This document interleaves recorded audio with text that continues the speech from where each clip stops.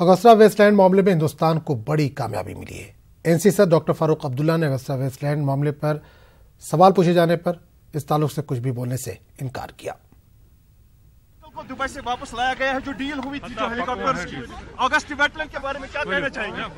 मैं कुछ नहीं कह सकता, अब वो कोर्ट फैसला करेगा, क्या होगा क्या नहीं होगा मैं नहीं जानता। उसको तो दुबई से लाया गया ना, लाया गया उसको दुबई से, मैं क्या कह सकता। मजलिस इत्तेहादुल मुस्लिमीन के सदर असदुद्दीन अवैसी ने आज हैदराबाद में प्रेस के सवालों का जवाब दिया। इन्होंने कहा कि टीआरएस हुकूमत ने मुसलमानों को तालीम के मैदान में आगे लाने के लिए गैर मामूली काम किया है। इन्होंने दावा किया कि किसी हुकूमत ने ऐसा काम नहीं किया था।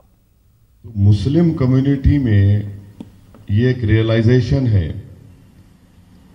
कि कांग्रेस और तेलुगु देशम ने जो काम नहीं किया, स्पेशली मुसलमानों के एजुकेशन अपलिफ्टमेंट के लिए, वो काम तेलंगाना में हुआ। एमआईएम पार्टी के रिप्रेजेंटेशन के ऊपर केसीआर ने उसको मंजूर किया। आज 50,000 Muslim boys and girls Telangana minority residential schools में पढ़ रहे हैं।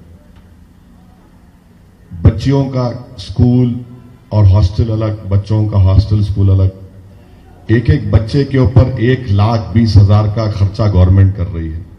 और सब दुनिया जानती है कि मुसलमानों का बिगेस्ट प्रॉब्लम इलिटरेसी है।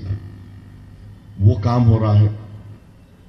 ओवरसीज स्कॉलरशिप की स्कीम है। हम जाके केसीआर से मिलके बोले, आज आपको जानकर खुशी होगी कि 2 साल में nearly 900 Muslim minority boys are studying in UK.